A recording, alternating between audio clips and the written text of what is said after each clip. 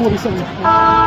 The Roos are the 2025 AFLW Premiers, and they've gone back to back and remain undefeated.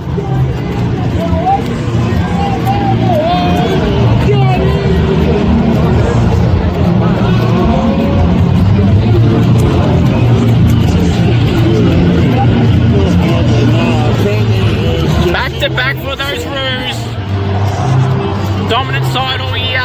The trilogy has been broken from 1 apiece to 2-1 to the Roos, and they go back to back. Well done to the Kangas. Well deserved victory today.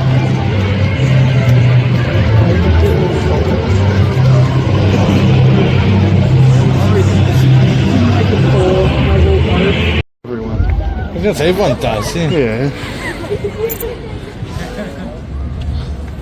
Come on, girls, get up there.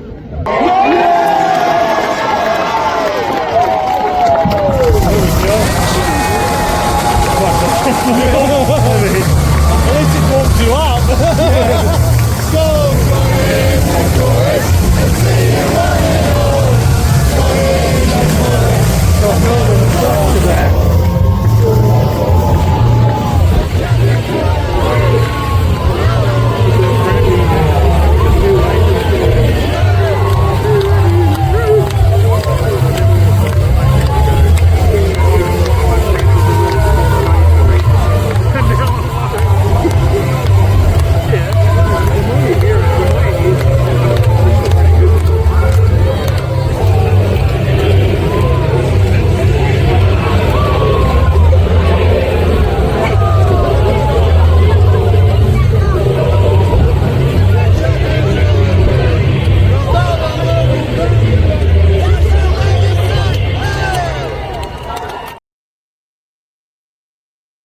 Hello everyone, and welcome to the Scoops AFLW show. I'm your host Scoops, the sole admin of Scoops. The North Melbourne Football Club are the 2025 AFLW Premiers back to back. The trilogy was broken. It was 1 apiece with the Lions in the last 3 grand finals, and the Roos just smashed them after quarter time, 56-16.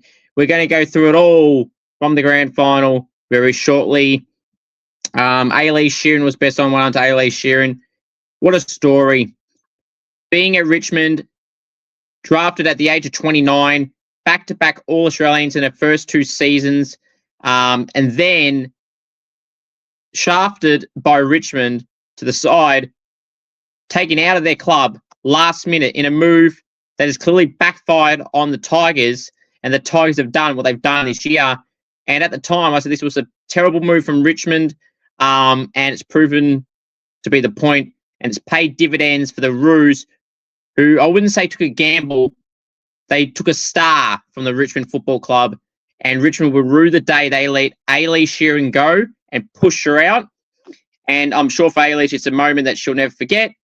In a time she wanted something to prove to Richmond, hey, I'm a 2-time All-Australian, made the squad every year since I've debuted, and then you push me out because you want draft picks, and then you are on bottom of the ladder, basically, all year, and I went through undefeated, had an injury, came back in the prelim, dominated, and had best on ground in the grand final. Now I'm a premiership player and an All-Australian player on top of all that. So A-Lee Sheeran has the last laugh. The Tigers watched their former teammate become a premier. I'm sure some of the girls were really happy. It was the club as a whole should be really embarrassed with that move. I said at the time, and it's been proven right yet again. One on A-Lee Sheeran, had a great game, best on ground for a reason. 2 goals, 29 disposals, 9 clearances. Easily best on. If you say anyone else, you didn't watch the game properly at all, and you've just been either biased or you didn't watch it. So it was an honour to go to this year's grand final. My 3rd year in a row I've gone to an AFLW grand final, all at Icon Park, all North Melbourne and Brisbane. And North Melbourne won the last 2. Funnily enough, both night games they won. Brisbane won the day game in 2023. Last year's heartbreak story was Eliza Shannon, who finally got to have her moment to shine in the grand final, had a really solid season and deserved a spot in the team. The year prior in 2023, the heartbreak story was Ruby Tripodi, who has now got to play in the last 2 years in the winning grand final, so that's great for Rubes. Eliza Shannon had the success this year, and this year's unfortunate hard luck story was Mia King, who's had an amazing season, which should be talked about a whole lot more.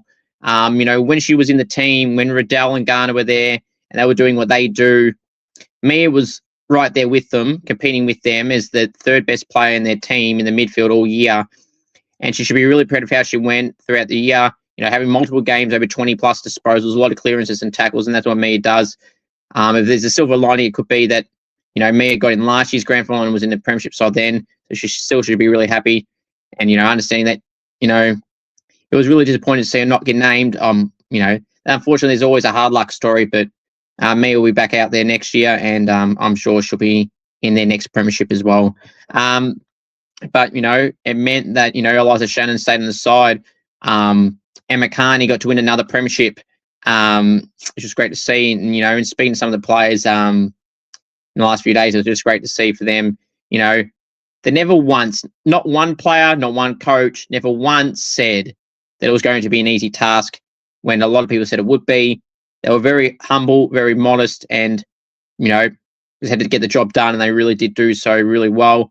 So well on to the Roos. As I said, Ruby missed in 23, Eliza Shannon last year, and this year was Mia King, but all three have been key contributors to all their premiership success. Obviously, Rubes has won the last two, Mia won last year, and Eliza Shannon won this year. So, there's always a hard luck story, and unfortunately, for all those girls, they've had to experience it on the wrong end. They've also tasted the ultimate success as well. So that's something they should all be very proud of. Throughout the year too, the Roos did have their injuries. They have the ability to rest players. And at the start of the year, they missed their former captain in Emma Carney, who was a coach in waiting. Pondering if they were to win this week, she may retire. And now the decision may be that she'll likely play on next year. Now, this is after winning the grand final, is what she said. Emma Carney at the Roos celebrations yesterday on Sunday, and on the TV, I believe, on Saturday night after winning it the moments after. So no matter what Emma Carney's decision, whatever she makes, it's the right move for her. She's been an absolute star of this competition for a very long time since she started. Being a 3-time premiership player, Libby Birch is now a 4-time premiership player, which I believe is a record, 3 at the Roos and 1 in Melbourne. So, since she's gone across, 2 at the Roos, and 2 elsewhere in Melbourne. So, it's just, something that, you can't take away from any of these players I just mentioned. It's funny, there was a player giving chirp to Emma Carney from Hawthorn, which you should know, because if you check the vlog, you would know. I'm not going to reveal all the conversations that were said, but let's just say Emma Carney got the last laugh in the Roos. Not bad for being, to quote this Hawthorn player, too old and too slow. Yet Emma Carney's holding up another premiership, and you were doing your Mad Monday celebrations 2 weeks ago, and on the verge of potentially being delisted. So, and getting delisted a second time. So, there you are. Emma Carney has a last laugh, and the Roos, because they did what they had to do. Commiserations to the Brisbane Lions. I cannot fault the effort of Belle Dawes, who had 31 disposals, 11 tackles. Belle Dawes doing Belle Dawes things, just having a great game. Sophie Conway led from the front as well, having around 20 disposals, dominating the first half in particular. But just overall, the Roos were too good. So let's just get right into that. I'm not even going to go through the other stuff just yet. But throughout this game, Riddell had 38 disposals, which is a record again in a grand final. Riddell just breaking records. Obviously, she won the league best and fairest as well last week. So this time last week, all Australian, everything like that. She was really good, 38 disposals. Jazz Garner had some moments as well throughout the game, got a nice goal. Jenna Bruton, the Brew, kicked 3 goals in a good performance as well up forward after a new role change from a few years back. Some players didn't have their biggest games, but they had their great seasons. Blaheem Bowe, 25 goals this year in her debut season, basically, was amazing throughout the year, playing with a shoulder injury that she dislocated in Ireland prior to even coming to Australia for this season. That was her second dislocation in her shoulder. Played through the whole year with a busted shoulder. Probably have surgery and will be out for 6 months. She played through that, and to kick 25 goals in your debut season is bloody impressive in its own right. And then to do that playing injured just shows how good Blaheem Bogue's season really was, and how it really should be recognised a lot more. But Brisbane overall, a lot of the players just went missing on the big stage, and that's really disappointing for them. You know, the Roos didn't take the gamble with Mia King, as I said. I thought they should have, and maybe Bella Eddy should have been the one to go out if you had to pick someone, but it's a hard team to break in to.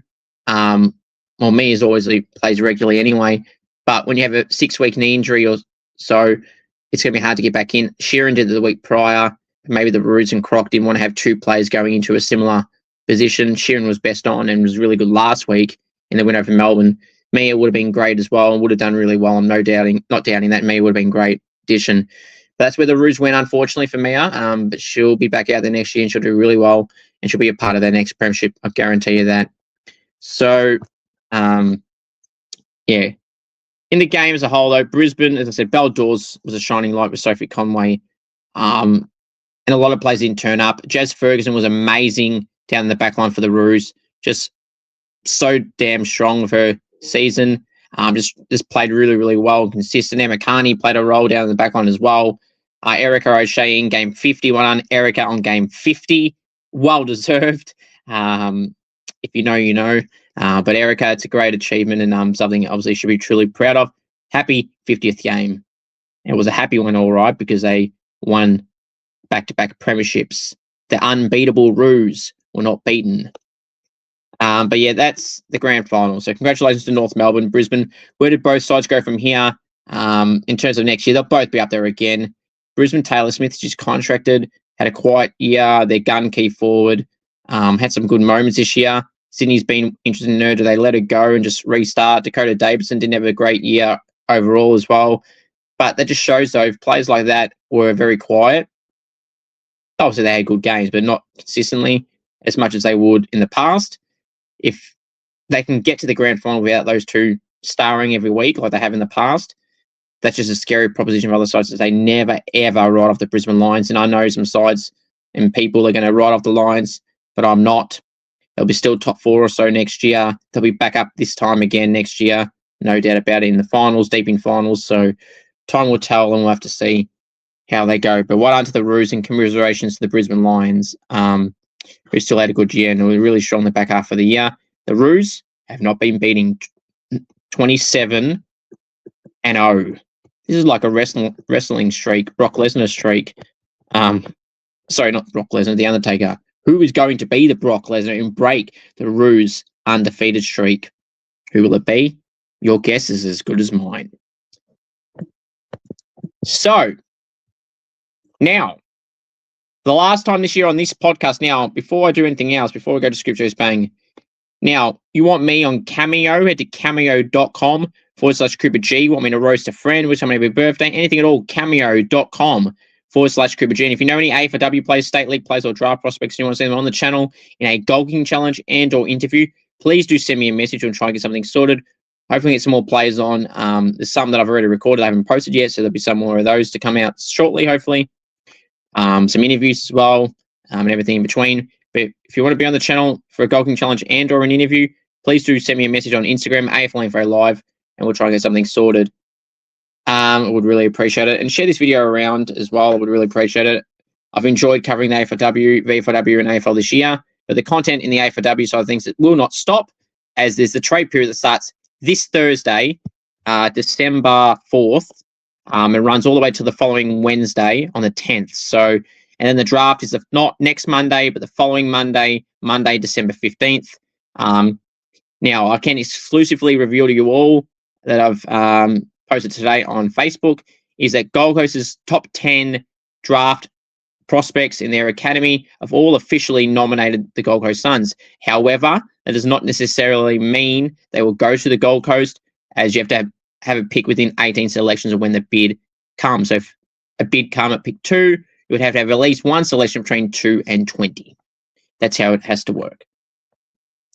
And while on the topic of Gold Coast, pick 1 is still on the table with Richmond, GWS and Essendon heavily interested in that coveted pick 1. Obviously, Melbourne apparently could be a chance only because Eden Zank is going to go off to Freo. They'll probably get pick 10 or so, and they'll have their own pick, and maybe they can bundle that up. And that's a way that Gold Coast get 2 picks within 20. They want more and more picks, so they're going to be able to match at least 6 to 8 of those girls that they want in preferential order. So Ava Usher, Georgia Davies, Sunny Lappin, Alana Welsh, Dakota Barron, Michaela Nurse, etc. Sienna Burnham maybe as well, and Annabelle Fote, and Rihanna Ingram. And there's probably another one that mistakes me. There's a lot of them. So there we go. Alrighty. For the last time this year on this podcast, at least, please welcome the world famous segment, Scoops Goes Bang Boom. All right. So fan engagement has been a topic this year. It's a topic a few people have been asking me to do. And I said when it's the last episode, it'll be something I'll be covering as the games are now over for 2025. Now, fan engagement this year, for some parts, has been good. There's been some awful moments. I mean, Sydney had the biggest snubbing of the year, and it was pretty stuffed up to the point where Sydney fans as well were very pissed off. And I bet you some of those won't or haven't come back to the Sydney games, and rightfully so. Now, before I get into the negatives, the clubs I do want to appreciate and congratulate on them actually following through with what fan engagement is, and that's engaging with your fans. Thank you and congratulations to West Coast, Fremantle, North Melbourne, and Brisbane in particular, barring the grand final for Brisbane. Outside of that, Eagles, Freo, North, and Brisbane, 100% accuracy rate. Well, Brisbane now 95, but you get my gist to the point. Very, very good fan engagement this year. So those 4 clubs in particular, thank you very much, and you've done really well. Some other clubs were in the middle, like meh. Some were good days, some were bad days. But the ones that were the worst were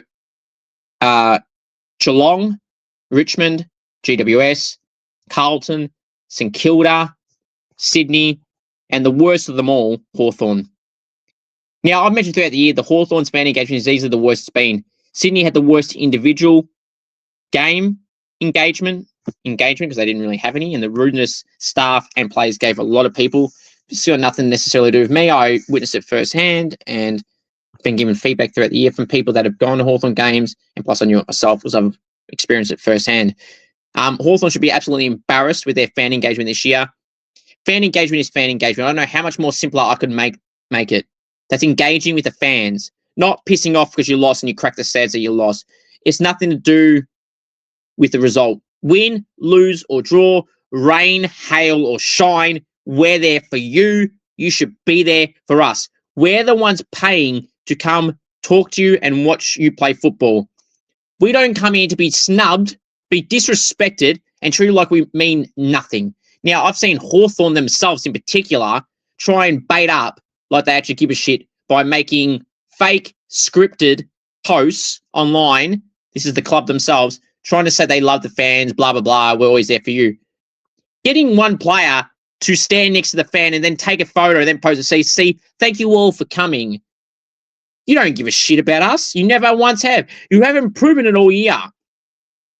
I mean, there's a reason why they don't show footage, because they don't do it for long enough. There's been a rare exception where they've had a few players do it. That's the onus on the players to actually speak up and just engage with fans, whether it's 5 minutes, 10 minutes, 15 minutes. I've seen some clubs do up to 30 minutes, 20 minutes mainly. The rough average is 10 to 15 minutes, and that's exactly what it should be. There's been some times where it's 5, 10 minutes, but it's like, okay, whatever, meh. But the ones under 5, and there's been plenty. I mean, Adelaide have done it a few times. The clubs I mentioned have done it. Western Bulldogs have done it a few times. So, but then on the clubs I outlined specifically is the bottom ones.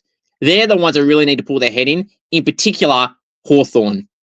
Carlton were really bad. The first 3 quarters of the year, they were terrible. The last 4 weeks of the season, they picked up their game and they got out of the bottom 4 because they really stepped it up.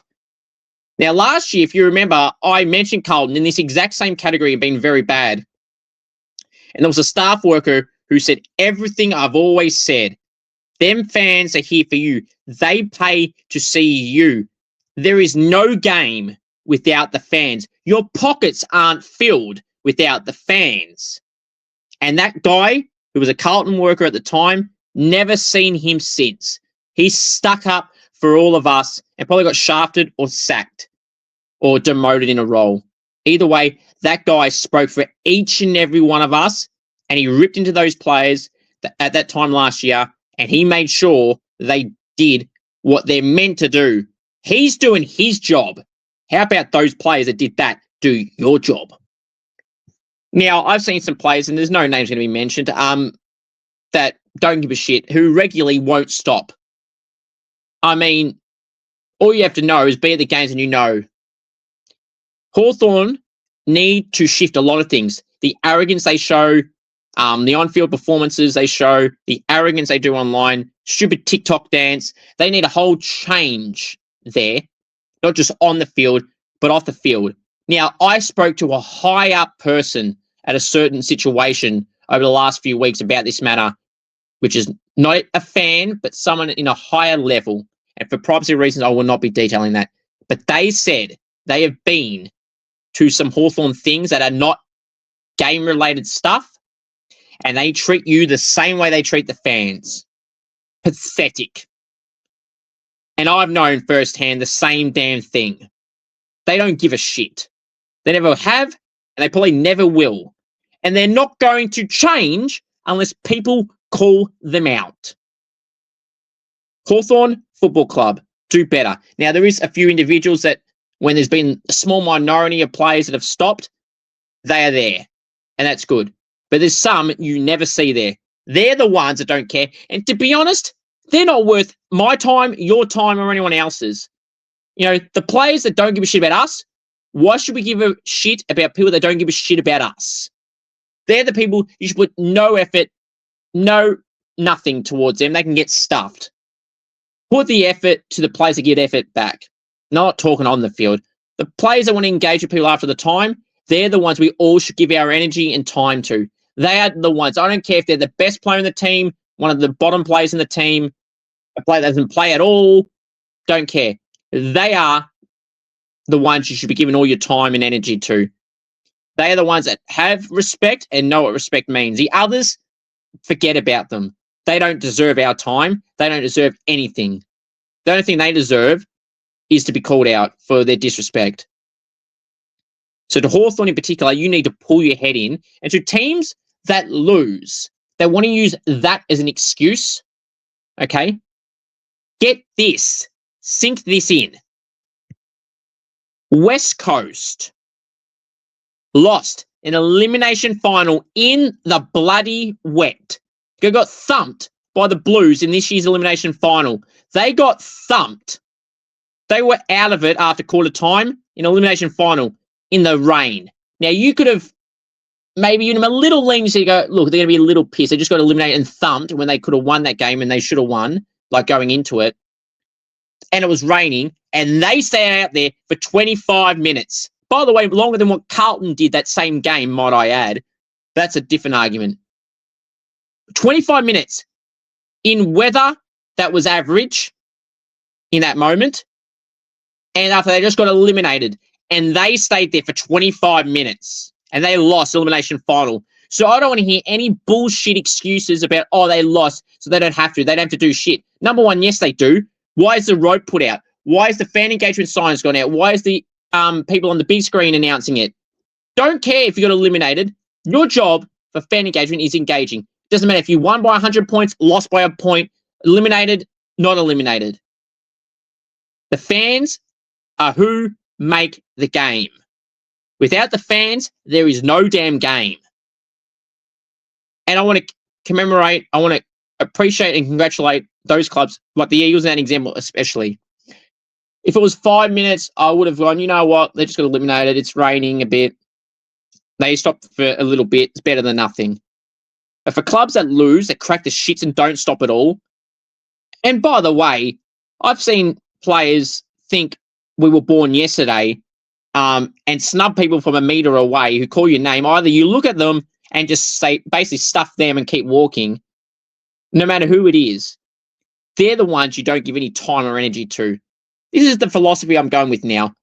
If they're not going to respect me, I'm not even going to bother with them. I don't care who they are, whether they're the worst player, the best player, someone in the middle, the club you like, a club you don't give a shit about. From now on, if that happens, then don't care. Just don't care. And I've spoken to plenty of fans that I know, don't even know, and some of them are showing a similar philosophy. they're going to treat me like shit. In their case, if they say to me or others, all right, this player wants to treat me like that, then not bother. That club wants to talk like that. That club wants to disrespect us like that. Then they can get stuffed. It's as simple as that.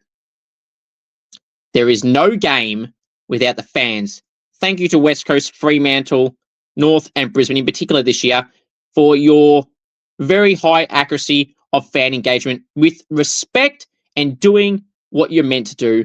And thank you for taking time for every single one of us, each and every single one of us. Really appreciate it.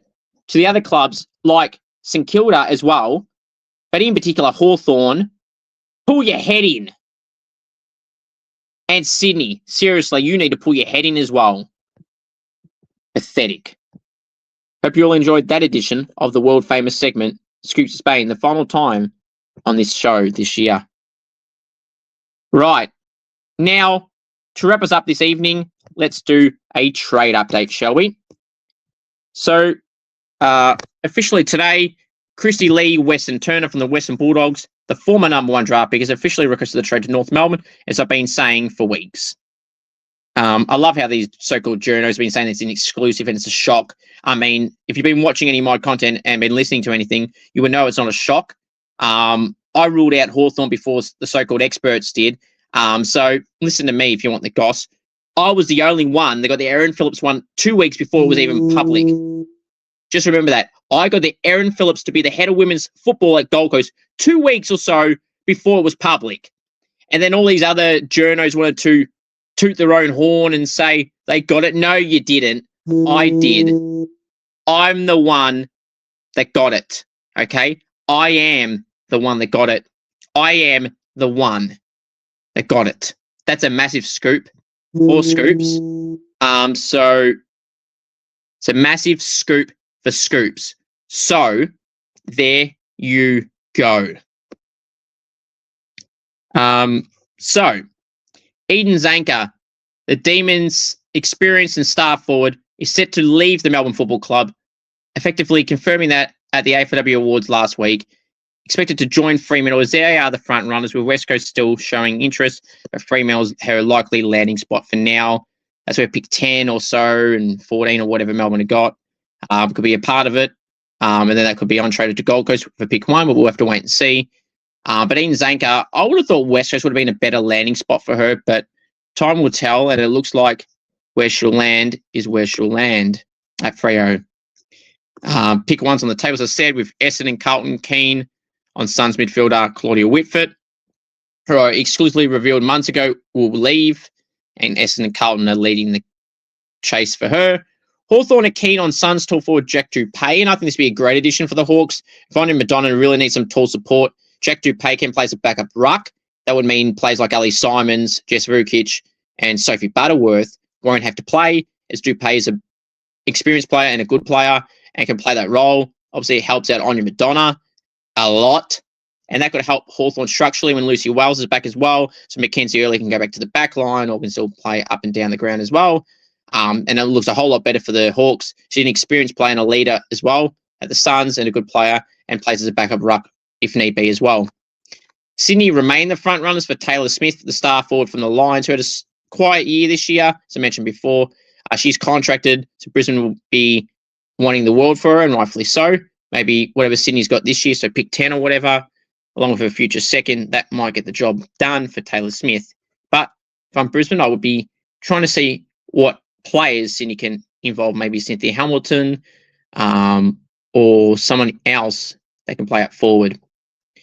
Crows tall Zoe Prowse has a 1-year offer from the Crows, which this baffles me that the Crows aren't offering Zoe Prowse, who's like 22, a key defender, played key for the last 2 games of the season, done all right too against the Saints in particular. Been only offered 1 year. She's like 22, a regular every week as a key defender, last 2 weeks as a key forward. Only been offered 1 year reportedly, with up to 6 clubs keen. That is Richmond, Collingwood, Hawthorn, Geelong, West Coast, and Essendon. If I was her, I would look at West Coast or Geelong. She's from South Australia, so there's no ties to those other clubs for that. If I was her, I'd look at Collingwood as well. who were apparently interested months ago, but they didn't get mentioned in this article a few weeks ago, or a week ago. But if I was her, I'd be looking at West Coast to team up with Charlie Thomas. They're on the rise. It'd be the right club to go to. Hawthorn and Melbourne, that's right with the other two. Hawthorn don't really need tall defenders, depending on where Eardley's going to play. Melbourne, they don't need players like that. Structurally, they've got to help Hawthorn a lot more and make them really strong with Zoe Prowse in their back line with Richo and co. And then Dupay and Madonna up forward and Lucy Wells back in the ruck. A whole lot better the Hawthorn side would look, and that may help them catapult to more than going out in straight sets back-to-back years. Vice captain, Geordie Allen has interest from Brisbane. Not much else has been said besides that. Pies tough midfielder and winger. Michaela Can has requested a trade to the Western Bulldogs. It's a bizarre move from Michaela. She's a really good player. I understand if she wants better success, but you're not going to get out of the Bulldogs. So this might be a money decision, but Michaela's a good player, though. I rate her very highly. I don't know if that's the right move for her to go to the Bulldogs. Bizarre. Poppy Bolts is set to land at a Sydney-based club, and her likely landing spot is the Giants, which I exclusively revealed recently as well.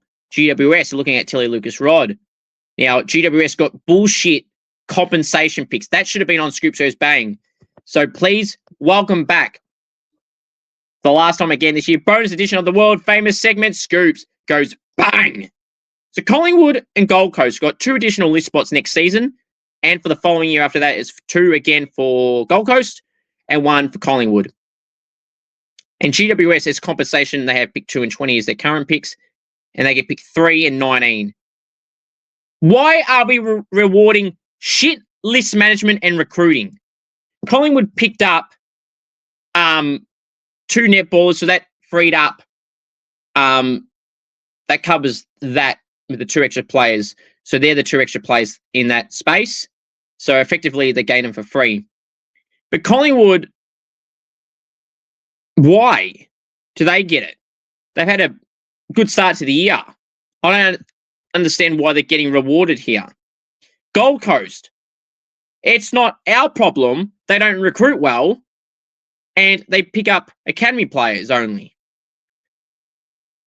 Like, stop rewarding mediocrity performances or handouts because they ask for it. They've got the list, Collingwood. They shouldn't have got handouts. Now, the GWS is the one that pisses me off the most because absolutely being handed pick 3 and 19 for poor list management is not anyone else's problem but themselves. Now, some players that haven't lived up to the hype are Taylor Levy, who came across from the Crows, Eleanor Brown, who they picked up from the Bulldogs, who hadn't got a game there for 2 years. They both hardly got a game this year. So they're the 2 players they drafted from the trade period from other clubs last year. And then in this draft, or not just this draft, the last few drafts, they haven't really dominated. Like, the players they picked up are either not good enough or they haven't done well. The only one that I think they could say is a success in their draft, like a standout, this is post-Sarli Goldsworthy draft, of course, because she's a star. The only one they've drafted in the last 2 years that they can say with confidence has been really good is Caitlin Surhoy. The rest haven't lived up to anything. So rewarding them for failed recruits and draftees that haven't lived up to the hype, excluding Surhoy, of course, who's been really good. I mean, that's on them for their list management. And they are the ones, by the way, that picked Sarah Howley over Zippy Fish and Lucia Painter and Ciara Greaves and some others. But in particular, those 3. But especially, they passed on Zippy Fish. Now, if they had any doubts of her wanting to go home, Sydney picked her up. Last time I checked, GWS and Sydney are in the same state, New South Wales. So that excuse is out the window. That is nothing but poor list management, trade, and recruiting. You had Zippy Fish right there, and you didn't take her. I thought, okay, so there's Lou Painter then. Nah, you didn't do that either. Sarah Howley you picked, who probably could have gone to the back end of the top 10. But Painter and Fish are damaging players who had amazing debut seasons. You failed to pick one of them. They were right in the palm of your hands, and you didn't pick up either of them. That's on them, the Giants recruiting, and not on the other clubs. So why are they, of all the teams, getting handouts when they haven't traded well in the last 2 years or drafted well, excluding Sirhoy, of course, in the last 2 years? Maybe if they actually strategically brought in the right players, they wouldn't be in this mess. Now, they better hold firm to Cambridge McCormick, who just made All-Australian as a start key defender, who played some games at forward. So it's also coaching. Like, you know, Cam's been there a while. They probably should have moved him on as well. Other clubs have moved on coaches for far less, that have done far more than Giants. They've kept him on board. Interesting call there. Like, they've got to look around themselves and go, gee, we don't deserve these handouts. We've just failed in our recruiting. Rewarding shit recruiting. I mean, if anyone deserves handouts, it's a team that didn't even get a handout. And no, Richmond were good last year, so it's not Richmond. If anyone deserves handouts, it's clubs that have done shit. And I'm glad the Bulldogs also did not get any handouts, because I'm telling you right now, without a shadow of a doubt, they've also failed their drafting and recruiting the last few years, in particular in their draft. Now, this is nothing on the individual players. This is a comment towards their list management and the recruiting at the Bulldogs. Chrissy Lee Weston Turner was not the real number one draft pick. That is not Westo's fault. That's the Bulldogs' fault. She was not the number one draft pick. The real number one draft pick was selected pre-draft by Port Adelaide, Loz Young, Shanae Goody, and Molly Brooksby. And there's other people in that draft that were ahead of Westo, and the Bulldogs picked her purely for the fact that she had family ties to the Western Bulldogs.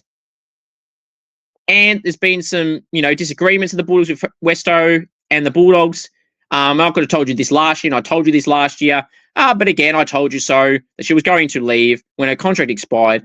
Had some Bulldogs nuffies telling me, talking shit as per usual, blah, blah, blah, blah, blah, blah. The only people talking shit is you.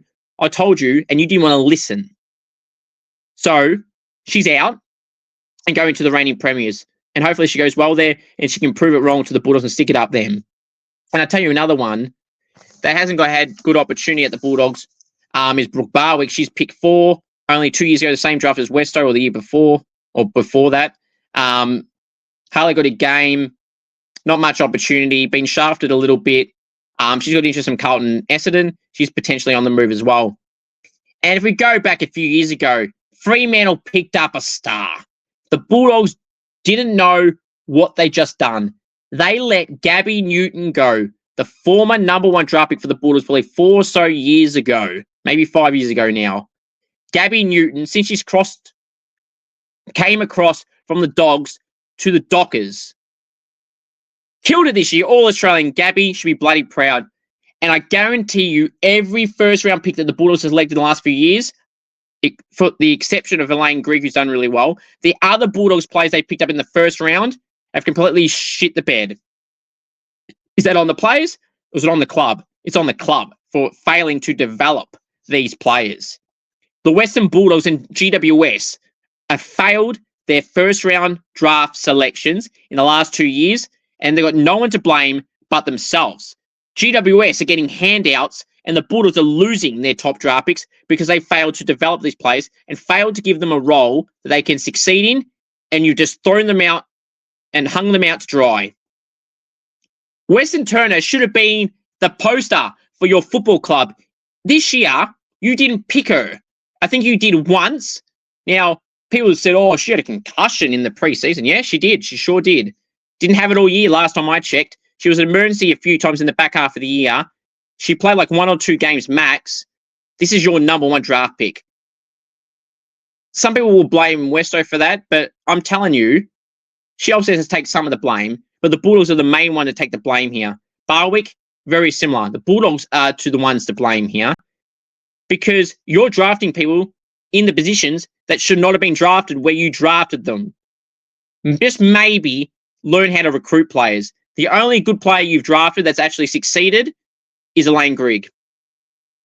And same for the Giants with Sirhoy. They're the only two that you've nailed in your last 2 to 3 drafts and trade periods.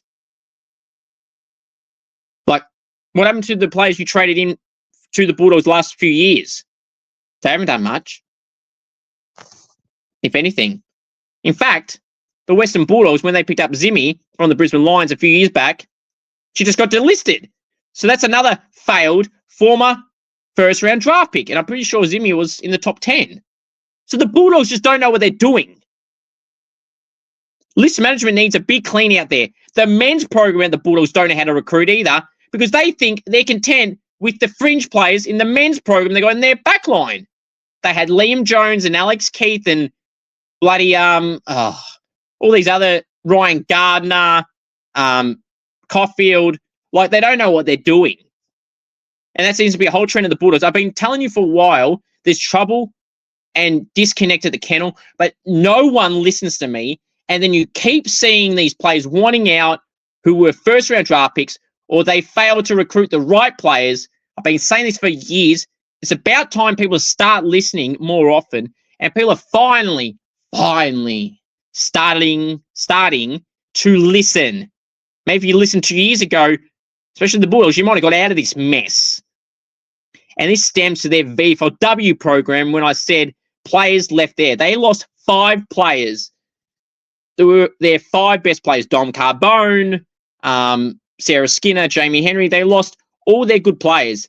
That's a whole club. The VFLW, the AFLW, and the AFL program, whether it's coaches, whether it's staff, whether it's recruiters, whether it's list management people, trade and draft, they are the problem. Higher ups, whatever it is. It's about time they pull their head in and just think, shit, maybe we have failed. Maybe Scoops was right this entire time. Not maybe. He was and is right this entire time.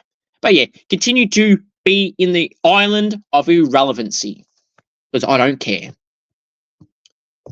There you go. Hope you all enjoyed that bonus edition of the world famous segment, Scoops Goes Bang, for the last time this year. Told you it was going to make it a big Scoops Goes Bang, and damn well have I bloody delivered for you all. And thank God I just remembered that. And yep. So Michaela Can going there is a good recruit for the Bulldogs, but knowing the Bulldogs will probably somehow stuff up her career there as well. But that's a good move. Michaela's a good player. GWS looking at Tilly Lucas Rod. So going back to Tilly, that's probably the handout pick, the combo pick 19 for Hawthorn. Hawthorn will be happy with that, I guess. Be content with that. They might try and get a pick earlier, but good luck with that. That's if she goes there. But, you know, she's in the twilight of her career. Tilly Lucas Rod will be a really good player, an all-Australian level player, former captain of the Hawks. Bring that leadership. That's something the Giants really, really need as well. And Tilly can provide that. Mentioned about Brooke Barwick, former number 4 pick from the Bulldogs, exploring a move to Carlton or Essendon at this stage. Carlton want everyone. Speaking of Carlton, they want Ali Morford, a contracted star young ruck from the Swans, 2 more years. McCormick, star key defender, all-Australian defender. Still got another year or 2 left of the Giants. Both contracted and talked as of right now to be unlikely to happen. Collingwood and Richmond, one of those is expected to land. Crow, Kiara Mueller. Plays in the back line, just does a role, you know, not a massive disposal, but Kiara's a good player. It could be a handy acquisition for Collingwood or Richmond, so time will tell. The Pies forward Eliza James, who I said should have got some games this year, has interest from Geelong. Will be interesting to see if she ends up at Geelong. They need some more forward support with Chloe Shear, still unknown if she'll ever play again. West Coast are looking at Rue Alice Slocombe and Lions Sophie Peters. Both probably will likely land there. But West Coast, you probably need more key forwards is what I've been saying before worrying about other areas. St Kilda, who need a lot of support in the key forward stocks to help Jessie Warlaw and Annie Ruck. That is good. And they're looking at fringe hawk tall youngster Sophie Butterworth. No comment. Just no comment. Look at Mia Austin, St Kilda. For God's sake, you want a star young key forward to be there for the future, for the next 10 years?